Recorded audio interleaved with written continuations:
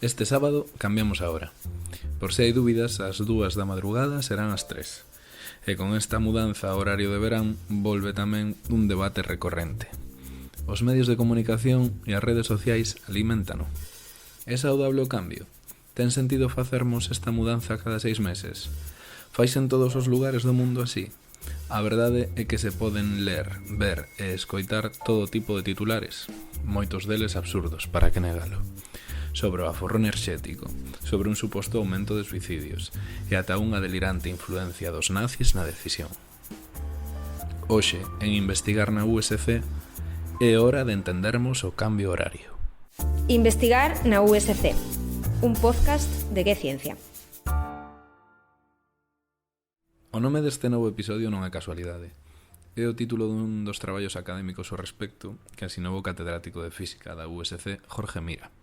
Dende 2018, Mira forma parte da Comisión de Expertos para a Reforma da Hora Oficial do Estado. Bueno, Jorge, comezo polo fundamental. Por que e para que cambiamos a hora deste xeito estacional? Cambiamos a hora de xeito estacional porque vivimos nunha latitude na cal temos estacións. E que quere dicir que vivamos nun planeta que ten estacións? Pois quere dicir que vivimos nun planeta que a nosa latitude presenta importantísimas variacións na súa insolación ao longo do ano, ao punto de que na latitude de Galicia a amplitude do día cambia máis de 6 horas e media cada 6 meses. É dicir, o punto de saída do Sol e o punto de posta do Sol cambian como máis de 3 horas e cuarto cada 6 meses. A hora é un convenio do que nos dotamos as persoas para quedar, vale? Quedamos en tal momento. Entón, é un convenio que temos establecido cun aparello que nos marca o reloj. Ese convenio é relativamente recente. Cando un mira como se comporta a vida neste planeta, ve que a vida, normalmente a vida diurna, actívase co amencer. E, polo tanto, se queremos ser estritamente circadianos, deberíamos erguernos mañá 1 minuto e medio antes que hoxe, porque mañá o Sol sai 1 minuto e medio antes que hoxe. Esa velocidade, por certo, non é constante. Agora mesmo, no equinoccio que acabamos de pasar, está indo a súa máxima velocidade a variación do medrar do día. Polo tanto, como temos un día cuxa amplitude é cambiante, como temos un punto de amencer e un punto de solpor cuxos momentos son cambiantes, non podemos ter un reloxo fixo. Por qué? Porque se temos un reloxo fixo que nos marca, por exemplo, unha hora de erguérmonos fixa ao longo do ano, ese reloxo vai estar constante e o punto de saída e posta do Sol vai estar modificándose con respecto a ese reloxo, é dicir, desfasándose con respecto a ese reloxo. Que fai o cambio estacional de hora? Pois o cambio estacional de hora chega a un consenso entendendo que vivimos nun mundo moderno estruturado por horas e, polo tanto, non podemos ir cambiando o reloxo 1 minuto e medio cada día nestes días. E cando cheguemos a xuño, pois xa non sería minuto e medio, xa serían uns poucos segundos. Non podemos ter un reloxo que se vaya corrixindo minutos ou segundos, porque ademais cambiaría dependendo da latitude. Aquí cambia 1 minuto e medio cada día, pero nas zonas acercas ao círculo polar ártico pode cambiar a amplitude do día 1 hora en 3 días, por exemplo. Entonces, ese reloxo non valería. Por lo tanto, como temos iso, o que temos que facer é unha aproximación a esa curva variable, vale, de punto de saída do Sol. Unha aproximación é facer un escalón dunha hora no momento no cal temos a meirande variación de amplitude do día no ano, que é o equinoccio. E por iso se fai o cambio estacional de hora. Cambio que, obviamente, haberá que devolver cando estemos no outro equinoccio, pasado o outro equinoccio, ya que os días empezarán a curtar e, polo tanto, hai que volver a desfacer ese escalón. Despois, por certo, comentamos por que non se fai xusto despois do equinoccio, que se debería facer despois do equinoccio en setembro. Vale, Antes de preguntarte se somos o único estado que o fai, pódese desvincular o cambio horario a nosa vida en sociedade, o mercado laboral, os nosos postos de traballo? O cambio de hora non se pode desvincular disso, porque no cambio de hora precisamente se debe a iso. Débese a que a sociedade laboral, social, debe sincronizarse para quedar nos sitios e, polo tanto, como tes unha amplitude do día cambiante, tes que facer ese axuste do reloxo. Se non fixeses ese axuste, terías que cambiar os horarios. E, de feito, así ocorría. Cando a sociedade non ten un cambio estacional de hora, a sociedade reacciona cambiando os horarios. De feito, antes do cambio estacional de hora, os comercios tiñan uns horarios de verán e uns horarios de inverno. Ás veces atribúese a razón fundamental para o cambio polo forro enerxético. Non é esa. Nas Cortes de Cádiz, en 1810, as súas señorías xa establecían un horario de outubro a marzo e outro de abril a setembro, que era prácticamente cun salto dunha hora, prácticamente como temos agora, e daquela non había corrente eléctrica. Entonces, socialmente, se non houvese cambio estacional da referencia horaria, habría que cambiar os horarios, que é exactamente o mesmo. O que pasa é que co cambio estacional de hora un sincroniza todo ao mesmo tempo.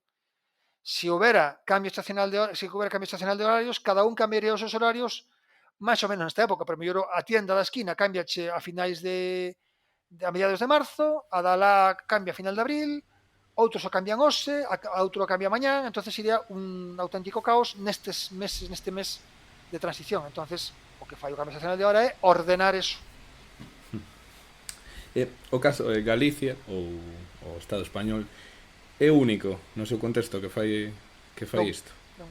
A maior parte dos países fora da zona tropical fan o cambio estacional de hora.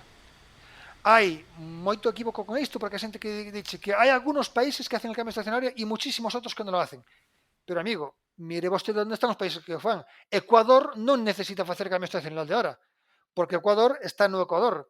E como está no Ecuador, a variación entre o día e a noite é prácticamente moi pequena ao longo de todo o ano. O punto de saída e o punto de posta do sol en Ecuador ao longo do ano varía moi pouco, e a amplitude do día en Ecuador é 12 horas máis menos media hora, non sei como estaría ahora. Entonces, os países de zonas tropicais non necesitan cambio estacional de hora porque non teñen estacións. Os países que teñen estacións necesitan cambio estacional de hora. Se non hai estacións, non hai cambio estacional. Se hai estacións, hai cambio estacional. As estacións prodúcense fora da zona tropical. Dentro da zona tropical non hai estacións. Fora da zona tropical hai estacións. Por lo tanto, os países fora da zona tropical, moitos deles, a maioría, fan cambio estacional de hora. E ollo, que vou a dicir máis, hai moita lea a veces con China, non? China é un espazo xigantesco, ten incluso parte que está máis ao sur, pero bueno, China non fai cambio estacional de hora, pero China cambia os horarios. De feito, sempre lembro unha anécdota, unha chiniña que tiña Pablo Motos no seu programa do Formigueiro, preguntaban polo cambio de hora, e tipo ríase, dicía, claro, en China non cambiamos a hora, pero cambiamos os horarios, que é exactamente o mesmo. Pois supoño que os cambiarán de maneira organizada, porque os chinos son moi organizados, pero non teñen ningún problema. A veces ponse China como un suposto de aberración, mentira. Teñen a máis fuso único, porque é outra lea que hai. O fuso único non ten ningún problema. Se un sabe a referencia que ten e as marcas horarias que debe ter, o número que ten que ter asociado. Pero o número é un número. Eu podo ter o mediodía ás 12, ter o mediodía ás 7, ter o mediodía o número que sexa. A escala de medida é como a temperatura, non? Un pode medir a temperatura en Celsius, en Kelvin, en Fahrenheit, e para min a febre está en 38,5, e para un neoyorquino a febre está en 100. É outro número que lle asina. E na escala Celsius, pois a febre está en 311 ou por aí, non? Bueno, pois, oiga. Un convenio. Sí. Este é un asunto bastante recorrente na opinión pública, digamos dun xeito un pouco superficial, pero a práctica sí que xera un debate máis fondo entre certos círculos académicos, non? Do que ti estás bastante presente. Podes explicarnos un pouco primeiro as posicións que se colocan na contra do cambio horario? Bueno, pois as posicións son dúas.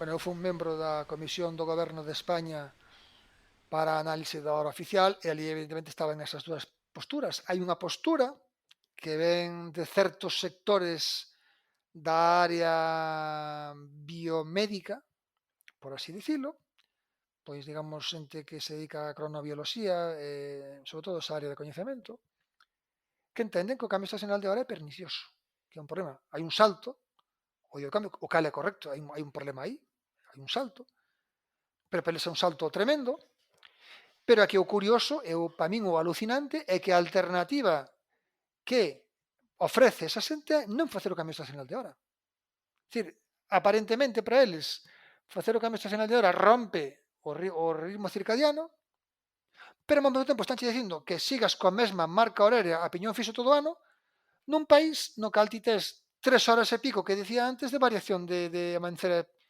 Entón eu digo, vamos a ver, pero como pode ser que unha persoa que me esté apelando a sintonía circadiana, como é posible que esa persona me diga que a súa alternativa é ter un piñón fixo todo o ano, nunha latitude na cal a variación estacional é salvaxe? Que non o entendo. O sea, non entendo como esa xente non cae na conta.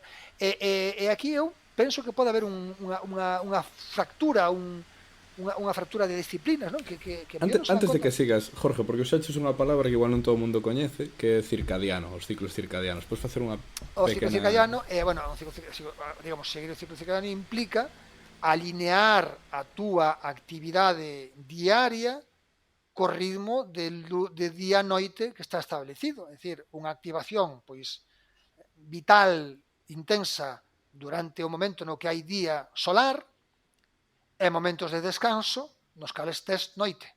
O ser humano é un bicho que se activa de día e descansa de noite. Vale? Hai especies que van ao revés, por suposto.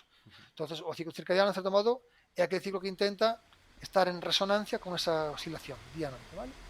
E dis que esta xente que se posiciona en contra di que alteras ese ciclo, pero claro, o que non se dá conta é que coa súa alternativa está alterando moito máis o ciclo, ademais dunha maneira sin remedio, non? Certamente hai un cambio nos días do cambio, e hai xente, bueno, pois hai estudios que che din que che dura algúns días, non? Pero aquí xa depende do sensible que se cada un. Eu a xente que lle diga que se preocupa moito por isto, digolle, pregunto se nunca se quedou unha hora trasnoitando vendo a televisión, ou se algún día fui de festa e chegou unha hora máis tarde do normal a casa, porque é iso.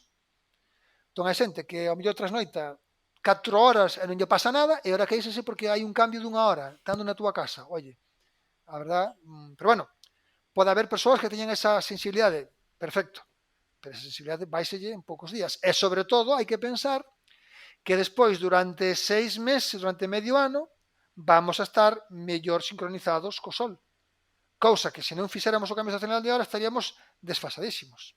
De feito, hai un traballo do meu colega José María Martín Olaya que indica como aqueles países que teñen unha longa tradición de cambio estacional de hora, como por exemplo o Reino Unido, teñen o seu momento medio de activación da súa sociedade mellor alineado con momento de amencer que, por exemplo, os alemáns, que non teñen tanta tradición, teñen 40, 50 anos. Entón, claro, o cambio estacional de hora permíteche buscar unha referencia horaria pactada como nación, como país, que che permite estar moito máis optimizado con respecto ao teu punto de activación.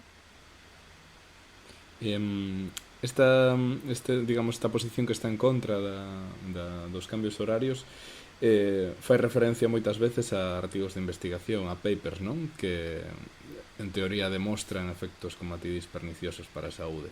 Pero ti, outro compañeiro, creo que esta semana ides publicar unha investigación na que revisades todos estes argumentos científicos, non? Sí, efectivamente, con José María Martín Olaya, da Universidade de Sevilla, vimos de publicar na revista Chronobiology International, que é pois, unha das principais cabeceiras para este tipo de investigacións, unha macroanálise estatística de algo que se usa como arma arrosadiza sempre nestes debates, non? É que hai afirmacións dunha contundencia que a nós sempre nos deixaron impresionados, cousa de que directamente que as túas posibilidades directamente de morrer como que se disparan por culpa do cambio estacional de hora. sea, pero uns datos tremendos de infartos, isquemias, accidentes de tráfico, vamos, hasta vin algunha vez algunha cosa que decía que aumentaba un risco nun 30% ou algo así en embarazadas de ter problemas, o sea, pero unhas cousas tan extraordinarias que nos, claro, nos quedámonos pampos, ¿no? Entonces, o que fixemos foi un día facer unha prova, collemos os principais estudos de referencia, os que tiñamos os disponibles, vale? Que son moitos dos que son invocados para mover a opinión de gobernos en grandes institucións, e fixemos unha análise estatística a ver como eran esas marxes de error. Que quere dicir cando ten unha marxa de error nunha medida estatística? Te imagínate que consideras un espazo xeográfico, en ese espazo xeográfico que sea, mides cantos infartos de miocardio hai por día.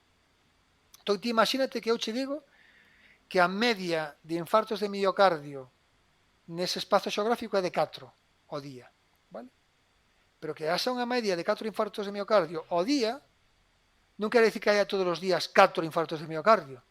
Iso quere dicir que hoxe a mellor hai 3, mañá hai 5, pasado hai 2, para outro día hai 8, outro día a mellor non hai ningún, vale? Entonces, ti te vas poñendo unha gráfica, entonces tes unha barra de erro. Entón, te imagínate que a barra de erro é que tes, pois, dis que é 4 máis menos 2. Vale? Pois ese 4 máis menos 2 dixe que con un 95% de confianza, pois os casos que vas a ter van a estar entre 6 e 2. Vale? Entre 6, porque 4 máis 2 é 2, que é 4 menos 2. Temos unha barra de erro centrada en 4, 2 para arriba, 2 para baixo, máis menos 2. Vale? Eso é o promedio. Entón, cando ti das o dato, pois esa marxe de erro tes que dala. Que ocorre? Cando ti fas unha estatística, a marxe de erro decrece canta maior espacio mostral tes, cantos máis experimentos fais, canto máis amplia o teu tamaño de mostra, canto máis amplo o espazo, cantos máis casos analizas, cantos máis hospitais visilas, canta máis casuística tes, a barra de erro disminúe. Se tes moi poucos casos, a barra de erro aumenta. Entón, que ocorre? Pusemos todo ese mogollón, estamos falando de miles e miles de datos, nunha gráfica, e miramos como tiña que ser a curva de erro, vale, asociada a cada un deses experimentos. E para o noso asombro, cando fixemos a prova, pataplum, caían prácticamente todos dentro da zona de erro. E de feito, afinando un pouquiño, quedámonos que, digamos, extrapolando a un caso infinito, non, de infinitos casos, teríamos un 5% de incidencia, que é un valor residual moito menor que o que se andaba diciendo por aí.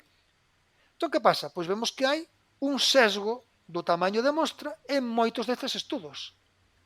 Non podes decir que se tes un estudo de 20 persoas que o risco de aumentar, porque a mellor ese día, ao día seguinte de facer o estudo, pois morreron 2 persoas máis do normal, no exemplo que che dicía antes, non? Que a media sea 4.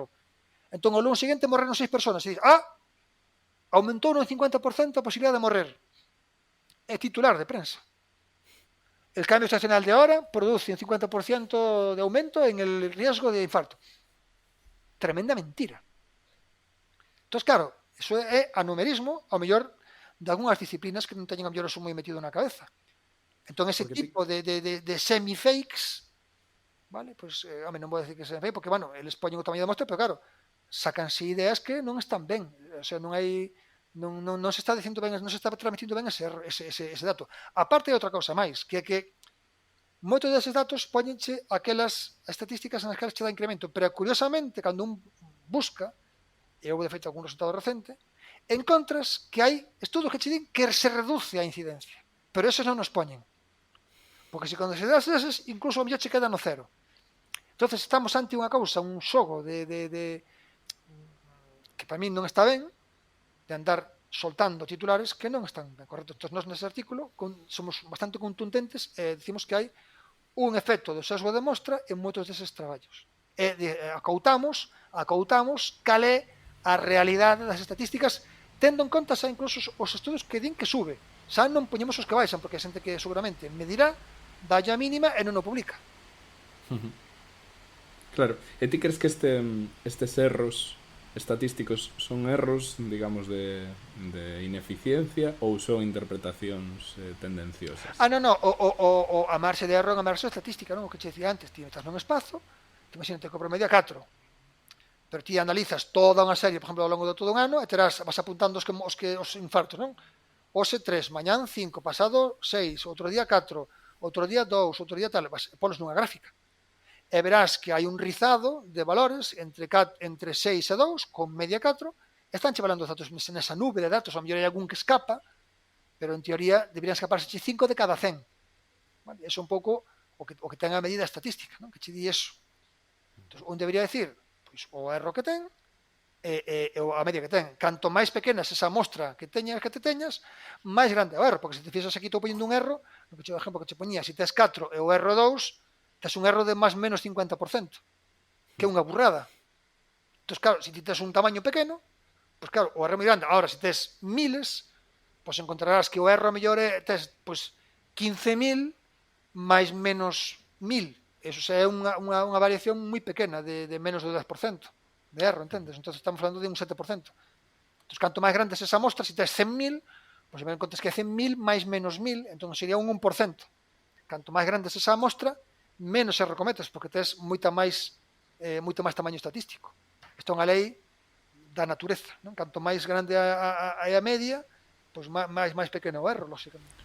Pois grazas por aclaralo, porque creo que fuches moi didáctico e por se alguén non se enterara, creo que resolviches as dúbidas se que quedaba. Grazas por acompañarnos, Jorge.